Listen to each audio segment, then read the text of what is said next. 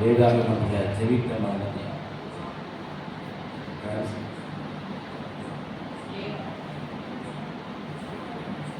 ஜெபித்த மனிதன் யார்? ஜெபம் என்றால் என்ன? ஜெபம் என்றால் என்ன? நீங்க கொஞ்சம் பேசுனீங்கன்னா நல்லா இருக்கும். நீங்களும் தூங்க மாட்டீங்க, நாங்களும் தூங்க மாட்டோம். ஜெபம் என்பது நாம முழங்கால் படியிட்டு ஜெபிக்கிறோம், சத்தமா ஜெபிக்கிறோம், அமைதியாக ஜெபிக்கிறோம், இது ஒரு புறம். ஆனால் வேதத்தினுடைய ஆராய்வில் வேதத்தை நாம் சரியாக முழுமையாக விளங்கும் பட்சத்தில் ஜெபம் என்பது ஏதோ ஒரு குறிப்பிட்ட நேரத்திற்காக மாத்திரம் ஜெபிப்பதல்ல. நம்மளுடைய மூச்சு, நம்மளுடைய செயல்களே, நம்முடைய பேச்சு எல்லாமே ஜெபம். ஆமென். ஹல்லேலூயா. பாருங்க, ஏதேன் தோட்டத்தை ஆண்டவர் உருவாக்கி அதுல நம்முடைய தாத்தாவை, அதாவது நம்முடைய மூத்த சகோதரனை ஆதாம அங்க வச்சார். ஆண்டவர் அவருக்கு எப்பொழுதெல்லாம் நேரம் கிடைக்கிறதோ அப்பொழுதெல்லாம் அந்த தோட்டத்துக்குள்ள உள்ளாவது. அவர் யாரோட பேசினாரு கேட்டி? ஆதாமோட பேசினார்ல. ஆதாமே கடைசியில எங்கே இருக்கிறார்? சத்தத்தை கேட்கிறான், ஆனால் பார்ப்பதற்கு முடியல. அந்த ஒரு ஏதேன் தோட்ட உறவு என்ன செஞ்சிருச்சு? விட்டு போயிடுச்சு. கடைசியில ஏதேன் தோட்டத்திலிருந்து துரத்தி விடப்பட்டு கடைசியில காயின் ஆபேல் அந்த இரத்த பலி மாறி கடைசியில இந்த இழந்த ஒரு உறவை ஆண்டவராகிய இயேசு கிறிஸ்து கல்வாரி சிலுவையிலே நமக்காக மரித்து உயிர்த்தெழுந்து மறுபடியும் பெற்றுக்கொண்டார். பரிசுத்த ஆவியானவர் நமக்கு கொடுக்கப்பட்டிருக்கிறார். வாக்குக்கடங்கா பெருமூச்சோடு நமக்காக வேண்டுதல் செய்கிறார். நம்ம என்னென்னலாம் செய்யணுமோ அதெல்லாமே ஜெபம். ஹல்லேலூயா. ஆமென். ஆமா, பாத்தீங்கன்னா ஜெபமே, நல்ல ஒரு பாடல் இருக்கு பாத்தீங்கன்னா, ஜெபமே ஜெயம், ஜெபமே வாழ்வில் செயலாக மாற. ஏன் அப்படின்னா ஜெபித்துல நிறைய வகைகள் இருக்கிறது.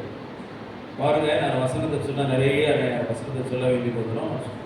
சில காரியங்கள் உங்களுக்கு சுட்டி காண்பிக்க விரும்புகிறேன். எகிப்துல இஸ்ரவேல் ஜனங்கள் அடிமையா இருக்கிறாங்க. என்னவா இருக்கிறாங்க பாட்டி? அடிமையா இருக்கிறாங்க.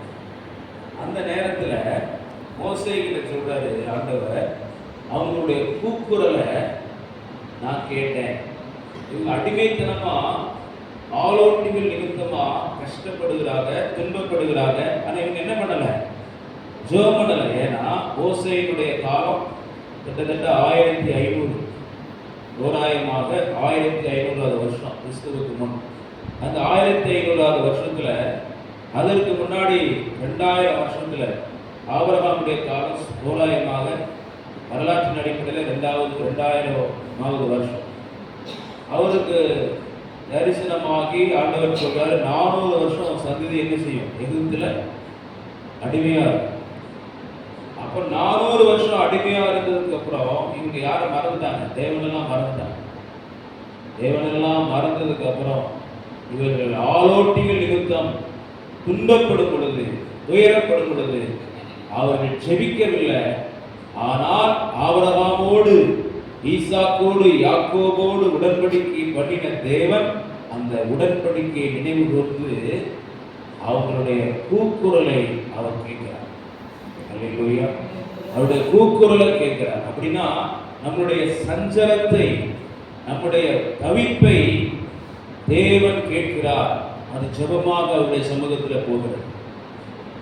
ஏன்னா வாக்குத்தத்தத்தின் பிள்ளைகளாக இருந்திருந்தால், இயேசு கிறிஸ்துவை சொந்த இரட்சகராக ஏற்றுக்கொண்டிருந்தால், என்னால ஜெபிக்க முடியல, என்னால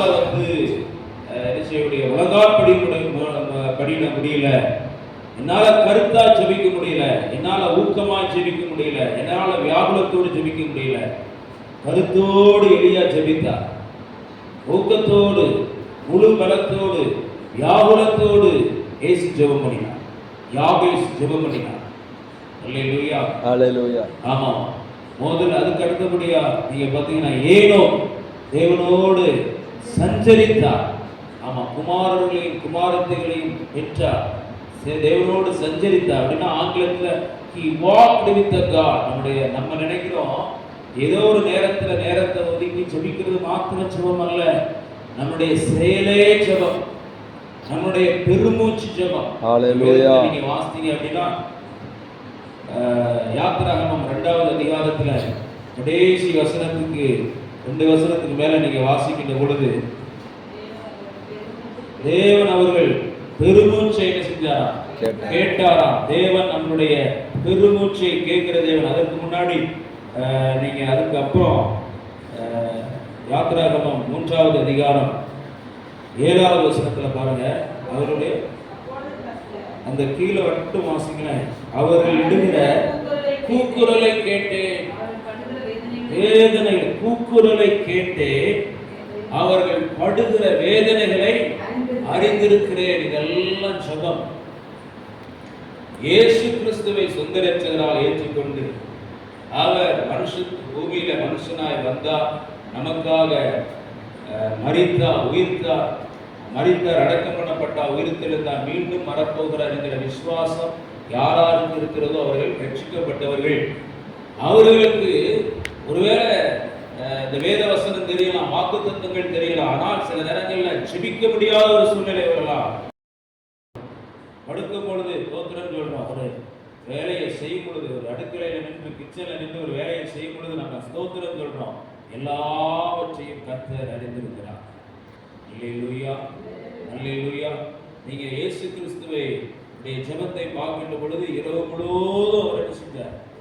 ஜெபம் பண்ணார். இரவு முழுவதும் ஜெபம் பண்ணார். நீங்க சோதனைக்கு உட்பட பண்ணாமல் வாசிக்கலாம். லூக்கா எழுதின சுவிசேஷம் 22வது அதிகாரம், அதுல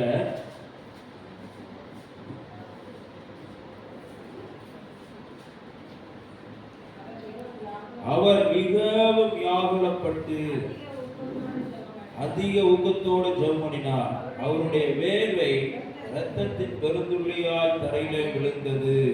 ஆமென். இப்ப பாருங்க, நம்ம வேதனைகளை தேவன் அறிந்திருக்கிறார், கூக்குரலை கேட்கிறார், நம்முடைய பெருமூச்சை தேவன் கேட்கிறார். திடீர்னு ஒரு வீட்டுல ஒரு மரணம், ரொம்ப மார்பலை அடிச்சு அவங்க என்ன செய்யறாங்க? அழுகுறாங்க, புலம்புறாங்க. அந்த அழுகையை, புலம்பலை எந்த மனிதனாலும் கேட்க முடியாது, உணர முடியாது. ஆனால் தேவாதி தேவன் அந்த புலம்பலை ஆனந்த கழிப்பாக மாற்றுவார். ஹalleluya. இந்த நாளுக்கு பிறகு அந்த குடும்பத்தில் ஒரு நல்ல காரியம் நடப்பார். எந்த மதத்தினராக இருந்தா கூட அல்லேலூயா. தேவன் இருதயத்தை ஸ்திரப்படுத்துவார். இந்த விசுவாசம் நமக்குள்ளாக இருக்கும். இந்த எண்ணத்தில் நீங்கள் எதிர்பார்க்கும் முடிவை உங்களுக்கு கொடுக்கும்படிக்கு உங்கள் பேரில் வைத்திருக்கிற நினைவுகளை அறிவேன் என்று கர்த்தர் சொல்கிறார். அவர் தீமைக்கான நினைவுகள் அல்ல, நன்மைக்கு ஏதுவான நினைவுகளை. அப்போ நம்முடைய நினைவுகள், நம்மளுடைய பார்வைகள், நம்முடைய செவிகள், நம்முடைய நாவுகள், நம்முடைய செயல்கள், நம்முடைய நடத்தைகள் எல்லாமே சுபத்தை குறிக்கிறது. ஏனோ தேவனோடு சஞ்சரித்தார், நோவா தேவனோடு சஞ்சரித்தார். இயேசு கிறிஸ்து நன்மை செய்கிறவராகவும் பிசாசின் பிடியில் அகப்பட்ட யாவரையும் குணமாக்குகிறவராகவும் சுற்றித் திரிந்தார். அவருடைய கால்கள் வாயிலாக அவருடைய ஜெபம். இரவெல்லாம் விழித்திருந்தார், விழித்திருந்து ஜெபம் பண்ணினார். மறுநாள்ல சீஷர்களை தெரிந்தெடுத்தார்.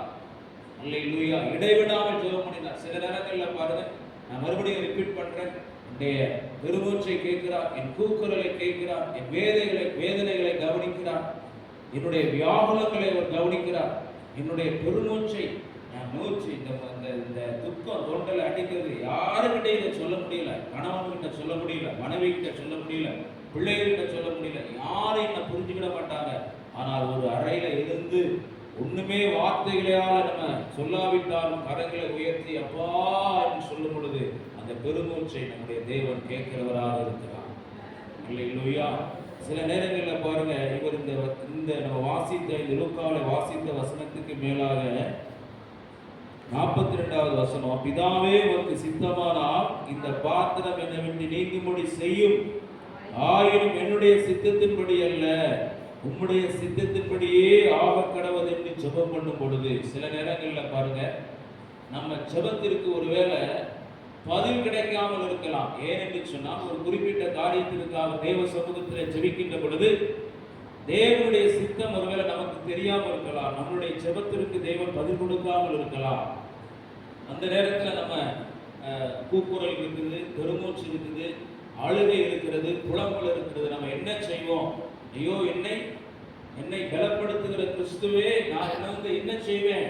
என்னுடைய ஜெபத்துக்கு ஆன்சர் இல்லையே. இப்பொழுது கெத்செமனே தோட்டத்திலிருந்து இயேசு ஜெபிக்கிறார். அவருடைய வேர்வை ரத்தத்தின் பெருந்துளையாய் தரையில விழுகிறது. இந்த பாத்திரம் என்னை விட்டு நீங்க கூடுமானால் நீங்கும்படி செய்யும் என்று சொல்லி ஜெபம் பண்ணும் பொழுது அந்த பிதாவினுடைய சித்தம் என்னவாக இருக்கிறது? அகில உலகத்தினுடைய பாவத்தை இவர் சுமந்து தீர்க்க வேண்டும்.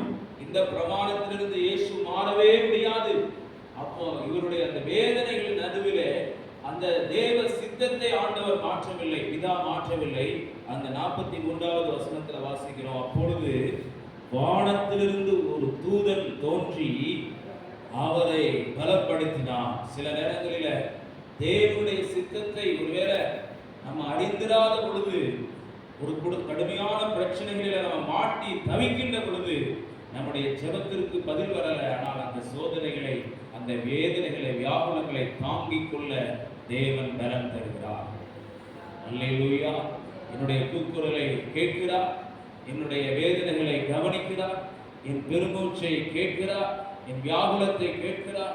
என்னுடைய ஜெபம் அவருடைய சந்நிதியில எட்டும் பொழுது ஒருவேளை இந்த பிள்ளைக்கு என்னுடைய சித்தம் அல்ல என்று சொல்லி, ஒருவேளை என்னுடைய பிள்ளை தேவ சித்தத்தை அறியாமல் இவன் ஜெபிக்கிறான் என்று சொன்ன பொழுது, எந்த சூழ்நிலையில் வரும் பொழுது அந்த ஜெபத்திற்கு பதிலை அனுப்புவதற்கு மாறாக ஒரு தூதனால் நாம் என்ன செய்யப்படுறோம்? பலப்படுத்தப்படுகிறோம். எத்தனை புரியுது? அந்த நேரத்தில் பார்த்தீங்கன்னா பரவாயில்ல, ஒரு சோகமான சம்பவங்களா இருந்தாலும் துக்கமான சம்பவங்களா இருந்தாலும் நம்முடைய இருதயம் ஒரு சமாதானத்தினால் நிரம்பும். அல்லேலூயா.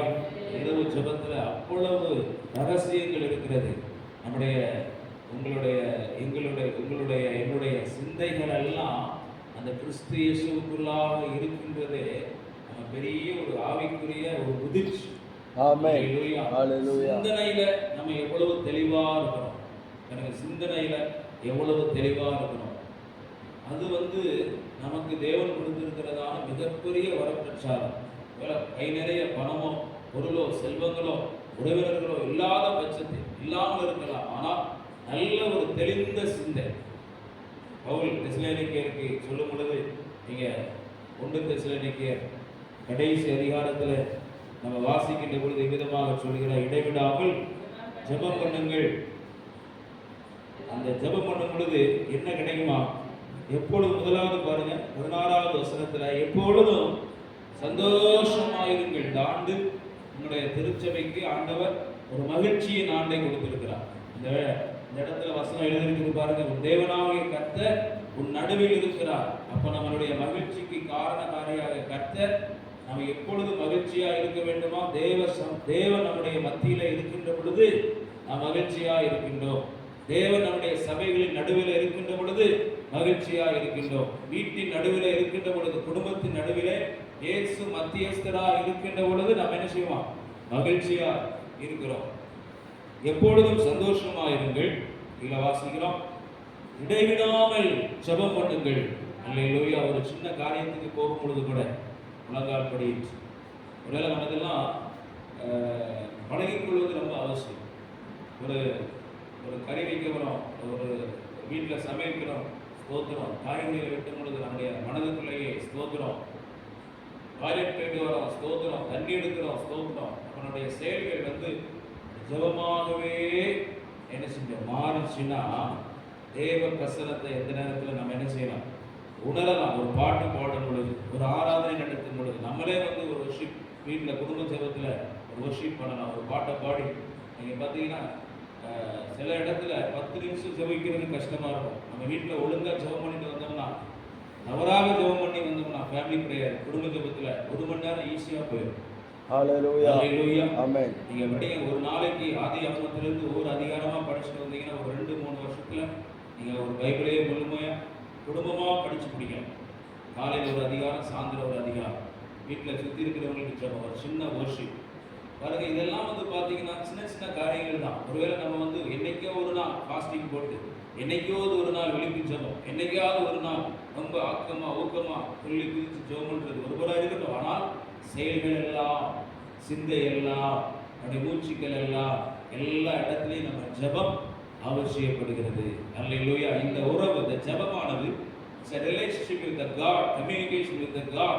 ஏதேன் தோட்டத்தினுடைய உறவு மறுபடியும் புதுப்பிக்கப்படுகிறது. அல்லேலூயா. எப்பொழுது நம்ம ஜெபம் பண்றோமோ இந்த சிந்தை இருக்கும் பொழுது, நான் திருமணத்துக்கு முன்னாடி ஜெபம் அப்படிங்கிற ஒரு சிந்தை வந்துட்டாலே அப்படியே தேவ பிரசன்னத்தை நம்ம என்ன செய்யணும், உணர முடியும். நம்மளை அறியாமல் நல்ல காரியங்கள் நடக்கும். நான் தான் ஆராதனையில் கூட நான் இதை சொன்னேன். நம்மளை ஒருவேளை பார்த்தீங்கன்னா தகுதி இல்லாத நபராக இருக்கலாம், அழகில்லாத ஒரு நபராக இருக்கலாம், அறிவில்லாத ஒரு நபராக இருக்கலாம், ஆற்றல் சக்தி இந்த பூமிக்குரிய எல்லாம் எந்த தகுதியுமே இல்லாமல் இருக்கலாம். ஆனா ஒரு வீட்டுக்குள்ள போவோம், அந்த ஆசீர்வதிக்கப்படும்.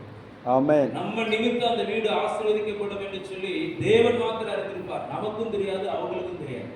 நாங்கள் ஒரு செப்பல் கடைக்கு போனோம், ஏற்று நினைக்கிறேன். அவங்க ஒரு 100 ரூபாய் ரொம்ப குறைச்சி கொடுத்தாங்க. எங்க முதல்ல வீட்டுக்கு பக்கத்தில் குறைச்சி கொடுக்கும் பொழுது சொல்றாங்க, நீங்க நானும் ஒய்ஃபும் நீங்க வர்றதே கடைக்கு வர்றதே ஒரு ஆசீர்வாதம். என்ன இதுக்காக சொன்னாங்க தெரியல. அவர் இஸ்லாமிய நண்பர், இஸ்லாமிய சகோதரர்.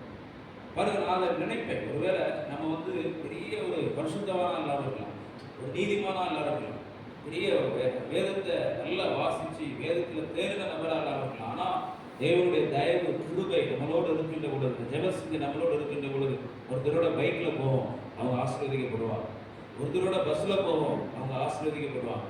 அந்த பஸ்ஸுக்கு நடக்க இருந்த பெரிய ஆபத்து நம்ம நிமித்தம் என்ன செய்யும், எடுக்கப்படும். தேவன் நம்மை பற்றி உத்தம இதயத்தோடு இருக்கிறவர்களுக்கு நம்முடைய வல்லமை விளக்கப்படும். அவருடைய கண்கள் பூமியெங்கும் உலாவிக் கொண்டிருக்கிறது. நல்லோரையும் தீயோரையும் அவர் பார்க்கிறது. தேவன் இந்த இடத்துல பார்க்கிறார்.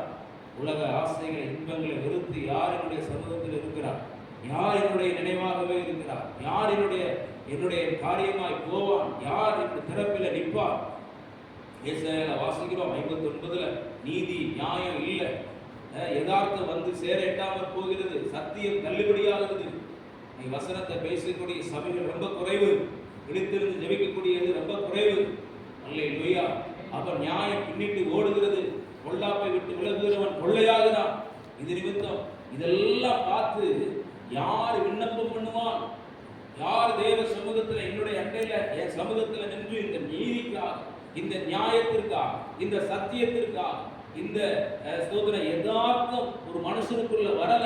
ஒரு மனுஷன் பார்க்கும் பொழுது, ஒரு மனுஷன் பார்க்கும் பொழுது அவனை எப்படி ஏமாத்தலாம், எப்படி அவனை திருடலாம், அவன்கிட்ட இருக்கிற ஏதாவது ஒரு முக்கியமான காரியத்தை நம்ம என்ன செய்யலாம், எப்படி பறிக்கலாம், ஸ்தோத்திரம் என்கிறதான ஒரு எண்ணத்தோடு ஒரு மனிதன் ஒருவனோடு பழகுகிறார். யதார்த்தம் இல்லை. பாட்டியம் அவங்க வயதான காலத்தில், அவங்க பழைய காலங்களில் உள்ள யதார்த்தம் இல்லை, இன்னோசன்ட். முதல்ல பைபிளை 7 காலகட்டங்களாக பிரிப்பாங்க. 7 dispensation in the Bible. அதில் முதல் காலகட்டம் ஸ்தோத்திரம் அறியாமையின் காலம். அறியாமையின் காலம்னா அந்த நாளில் அறியாமையின் காலத்தில் இருந்ததுனால தான் மெத்துசெலாம் 950 வருஷம் வாழ முடிஞ்சிச்சு. அறியாமைனா வெகுளித்தனமாக இருப்பாங்க. அவங்களுக்குள்ள என்ன இருக்காது, போட்டி இருக்காது, பொறாமை இருக்காது, வஞ்சனை இருக்காது. ஏசு சொல்லும் பொழுது ஏதேன் தோட்டத்தில் பிசாசு மூலமாய் வந்த வஞ்சனை, அதே மாதிரி மத்தேயு 24 அதிகாரத்தில் சொல்றார், உலகத்தின் முடிவுக்கும் வருகைக்கும் அடையாளம் என்ன என்று சொல்லும் பொழுது நீங்கள் வஞ்சிக்கப்படாதிருங்கள். வஞ்சனை உங்களுக்கும் எனக்கும் நடுவில் இருக்கிறது வஞ்சனை, பெற்ற தாய்க்கும் பிள்ளைக்கும் நடுவில் இருக்கிறது வஞ்சனை, குடும்ப உறவினர்களிடத்தில் இருக்கக்கூடிய வஞ்சனை. முன்னாடி 10 பேர்னால ஒரு சின்ன ரூம்ல படுத்துக்கிட்டப்பாங்க, நீங்க அப்படி படுக்க முடியாது. ஜாயிண்ட் ஃபேமிலி சிஸ்டம், கூட்டு குடும்பம் எல்லாம் கலைக்கப்பட்டு ஒரு நியூக்ளியர் ஃபார்ம், தனிப்பட்ட குடும்பமா மாறிவிட்டது. முடிவெடுக்க தெரியாமல் ஒரு பிரச்சனை வரும் பொழுது முடிவெடுக்க தெரியாமல் தற்கொலைக்கு நேராக கடந்து போகிறார்கள். ஒரு 27 வயசுக்குள்ள திருமணமான ஒரு சில வாரங்களிலேயே திருப்பூர் பக்கம் என்ன செஞ்சிருச்சு, இந்த கார்ல போய் சூசைட் பண்ணிக்கிட்டு. ஏன்னா உலகத்துல யாருக்குமே பிரச்சனை இல்லையா, உனக்கு மட்டும்தான் பிரச்சனையா, தாங்கிக் கொள்ளக்கூடிய பலனில்லை, யாருக்கிட்ட இதை சொல்லலாம்னு ஒரு ஆலோசனை சொல்லக்கூடிய இடமில்லை. 27 வயது பையனுக்கு உள்ள பிள்ளைக்கு இவ்வளவு நேரம் வாழ வேண்டிய வயசு, 300 பவுன் கொடுத்துருக்காங்க, ₹1 கோடி கொடுத்துருக்காங்க, 70 லட்சம் ரூபாய் காரை வாங்கி கொடுத்துருக்காங்க. ஆனாலும் சமாதானம் இல்லை குடும்பத்தில். என்ன காரணம்? யாருக்கிட்ட இதை சொல்லுவது? சொல்லுங்க, யார் நம்ம பிரச்சனையை நின்று கேட்பா? ஸ்தோத்திரம். அதுக்குதான் ஜெபம் தேவைப்படுகிறது. எசேக்கியா பெரிய ராஜா தான், தாவீது வம்சத்தில் வந்த ரத்தத்தில் வந்த பெரிய ராஜா. ஆனாலும் அவருடைய ஒரு சூழ்நிலை வரும் பொழுது, நீர் என்னை பிழைக்க மாட்டேன் என்று சொன்ன பொழுது அவன் சுவர்புறமாய் திரும்பி அவன் என்ன செய்யறான்? தன்னை தாழ்த்தி செபிக்கிறான். உன்னுடைய விண்ணப்பத்தை கேட்ட, கண்ணீரை விண்ணப்பத்தை கேட்டேன்னு சொல்றான். இந்த மாதிரி அனுபவங்கள் எல்லாம் ஸ்தோத்திரம். இந்த முழுரவு ஜெபத்துல, சரி ஆதிரவு ஜெபத்துல நம்ம பண்ணும் பொழுது, தெருக்களில் முடிச்சது கிடக்கிற பிள்ளைகளுக்காக நீ நதியளவாய் கண்ணீர் விடு. புலம்பல்ல எரேமியா சொல்லிக் கொடுக்கிறார். எருசலேமிலுடைய உருவ போய் அதனுடைய அருவருப்புகளுக்காக பெருமூச்சு விட்டு அழுகிற ஜனத்தினுடைய மக்களுடைய நெற்றியிலே அடையாளம் போடு என்று அப்படிப்பட்ட அருவருப்புகளுக்காக நாம் ஜெபித்திருப்போமானால் அந்த நெற்றிகளிலே அடையாளம் போடப்பட்டிருக்கிறது. அந்த அடையாளம் தேவனுக்கு மாத்திரம்தான் தெரியும். அடையாளம் தேவனுக்கு மாத்திரம்தான் தெரியும். சிலர் பேசும் பொழுது சில ஆலோசனைகள் வெளிப்படும். சாதாரணமா பேசுவாங்க. நல்ல ஜெபிக்கிற நபர்கள் அவர்களிடத்தில் ஒரு ஆலோசனைக்காக ஒரு காரியத்தை புரிந்து கொள்ளும் பொழுது அவர்கள் சாதாரணமாக பேசும் பொழுதே அந்த வார்த்தைகளிலிருந்து நல்ல ஒரு ஆலோசனை வரும். ஜெபிப்பதற்கு எந்த பைபிள் காலேஜும், ஜெபம் கற்றுக் கொடுப்பதற்கு எந்த பைபிள் காலேஜும் கிடையாது. ஒரு மனுஷனுக்கு ஜெபத்தை கற்றுக் கொடுக்க முடியாது. அவருடைய எண்ணங்கள் பரிசுத்தமாக இருந்தால் அதுவே ஜெபம். வாயின் வார்த்தைகள் பரிசுத்தமாக இருந்தால் அதே ஜெபம். அவருடைய செயல்கள் பரிசுத்தமாக இருந்தால் அதே ஜெபம். அவருடைய நடத்தைகள் பரிசுத்தமாக இருந்தால் அதுவே ஜெபம். இந்த வசனத்தை பார்க்கும் பொழுது பாருங்க, எப்பொழுதும் சந்தோஷமாயிருங்கள், இடைவிடாமல் ஜெபம் பண்ணுங்கள், எல்லாவற்றிலேயும் ஸ்தோத்திரம் செய்யுங்கள். அப்படி செய்வதே கிறிஸ்து இயேசுவுக்குள் உங்களை குறித்த தேவனுடைய சித்தமாக இருக்கிறது. What is the willingness of God? ஆண்டவருடைய சித்தம் என்றால் என்ன? ஏலி சாமுவேலுக்கு சொல்லிக் கொடுத்தார். கர்த்தாவே சொல்லும், அடியேன் கேட்கிறேன். சவுல் பவுலாக மாறின சவுலிடத்துல இயேசு தோன்றி கேட்டு தரிசனமாய் கேட்டு நான் என்ன செய்ய சித்தமாக இருக்கிறேன். ஆமா, நீங்கள் பரிசுத்தம் உள்ளவர்களாக இருக்க வேண்டும் என்பதே உங்களை குறித்த பிதாவின் சித்தமாக இருக்கிறது. இப்படி வில்லிங்னஸ் ஆஃப் காட், காட் ஆண்டவருடைய சித்தங்கள் என்ன அப்படின்னு நிறைய வகை இருந்தாலும் நீங்கள் எல்லாவற்றிலும் ஸ்தோத்திரத்தோடு கூட ஸ்தோத்திரம் செய்யுங்கள். அப்படி செய்வதே கிறிஸ்து இயேசுவுக்குள் உங்களை குறித்து தேவனுடைய சித்தமாக இருக்கிறது. என்ன நடந்தாலும் நன்றி ஐயா, யார் கைவிட்டாலும் நன்றி ஐயா, என்ன நடந்தாலும் நன்றி ஐயா, யார் கைவிட்டாலும் நன்றி ஐயா, என்ன நடந்தாலும் நன்றி ஐயா, யார் கைவிட்டாலும் நன்றி ஐயா, நன்றி நன்றி இடைவிடா நன்றி உமக்குத்தானே, இல்லாதேவன் உமக்குத்தானே, இடைவிடா நன்றி உமக்குத்தானே, இணையில்லா தேவன் உமக்குத்தானே, என்னை கண்டீரே நன்றி ஐயா, நீ துடைத்தீரே நன்றி ஐயா, என்னை கண்டீரே நன்றி ஐயா, கண்ணீர் துடைத்தீரே நன்றி ஐயா, நன்றி நன்றி இடைவிடா நன்றி உமக்குத்தானே, இணையில்லா தேவன் உமக்குத்தானே, இடைவிடா நன்றி உமக்குத்தானே, இணையில்லா தேவன் உமக்குத்தானே. அல்லேலூயா. ஒரு சில நிமிடங்களில் நான் முடிக்கிறேன். ஏசாயா 41வது அதிகாரத்துல இப்படி ஜெபிக்கிற நபர்களுக்கு தேவன் அருளுகிற அநேக வாக்குத்தத்தங்கள் உண்டு. அதுல ஒரு சில காரியங்களை உங்களோடு பகிர்ந்து ஆசைப்படுகிறேன். 8வது வசனத்திலிருந்து வாசிக்கின்ற பொழுது, என் தாசனாகிய யாக்கோபு இஸ்ரவேலே, யாக்கோபே ஆபிரகாமின் சந்ததியே, உன்னை எடுத்து அழைத்து வந்து நீ என் தாசன், தெரிந்து கொண்டேன், நான் உன்னை வெறுத்து விடவில்லை என்று சொன்னேன். ஜெபித்த மனுஷனுக்கு ஆண்டவர் சொல்றது இல்லையா? ஜெபிக்கிற மனிதனுக்கு ஆண்டவர் சொன்னது, நீ இல்ல கீழே 10வது வசனத்துல, நீ பயப்படாதே, fear not, நீ பயப்படாதே. அதுக்கப்புறம் நான் உன்னுடனே இருக்கிறேன், திகையாதே, நான் உன் தேவன், நான் உன்னை பலப்படுத்தி உனக்கு சகாயம் பண்ணுவேன், எனது நீதியின் வலதுகரத்தினால் உன்னை தாங்குவேன். இன்றைக்கு வரைக்கும் இஸ்ரவேல் ஜனங்களை, இஸ்ரவேல் தேசத்தை எந்த தேசமும் அழிக்க முடியாததற்கு காரணம் யாக்கோபோடு தேவன் பண்ணின உடன்படிக்கை. நீ பயப்படாதே, நீ கலங்காதே, நீ திகையாதே, நான் உன் தேவன், நான் உன்னை என்ன செய்வேன்? பலப்படுத்துவேன், உனக்கு சகாயம் செய்வேன், என் நீதியின் வலதுகரத்தினால் உன்னை தாங்குவேன். தெரிந்து கொள்ளப்பட்டவர்கள் நாம், இயேசு கிறிஸ்துவினுடைய இரத்தத்தால் மீட்கப்பட்ட நாம் பயப்பட வேண்டிய அவசியம் இல்லை. அல்லேலூயா. சோர்ந்து போகாமல் ஜெபிக்கும் பொழுது பயப்பட வேண்டிய அவசியம் இல்லை, கலங்க வேண்டிய அவசியம் இல்லை, சோர்ந்து போக வேண்டிய அவசியம் இல்லை. உங்கள் துக்கம் சந்தோஷமாய் மாறும். வேதம் சொல்லுகிறது, யோவான் 14வது அதிகாரத்தில் வாசிக்கிற, உங்கள் இருதயம் கலங்காதிருப்பதாக.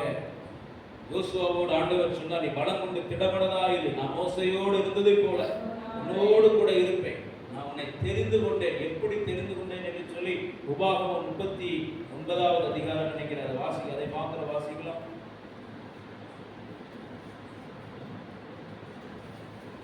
யாக்கோபை எப்படி ஆண்டவர் தெரிந்திருக்கிறார்.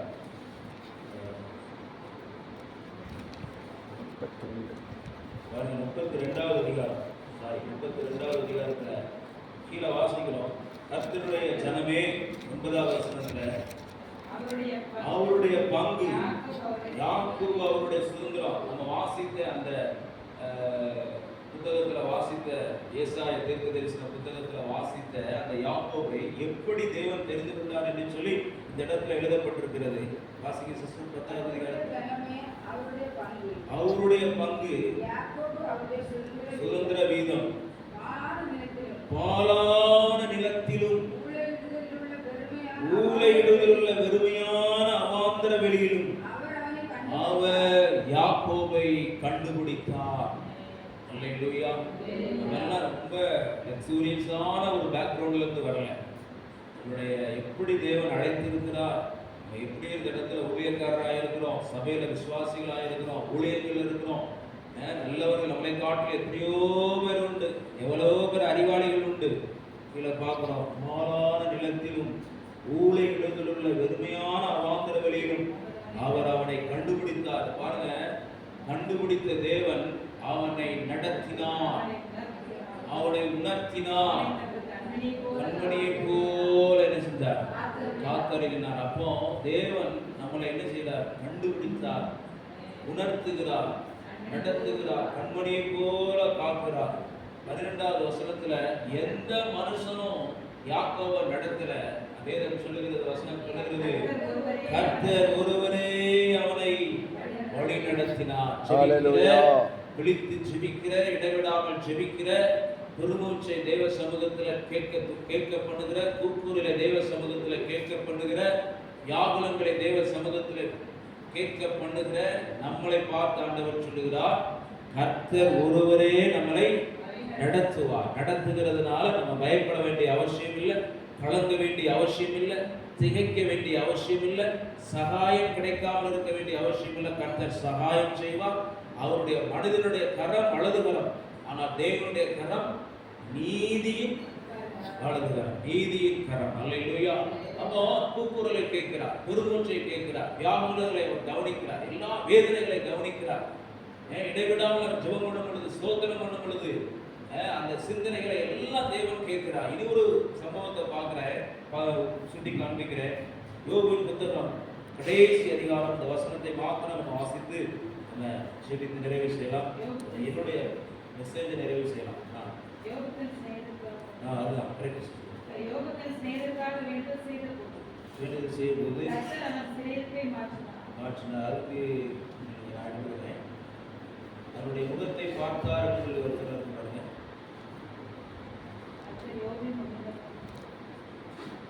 ஒன்பதாவது வசனத்துல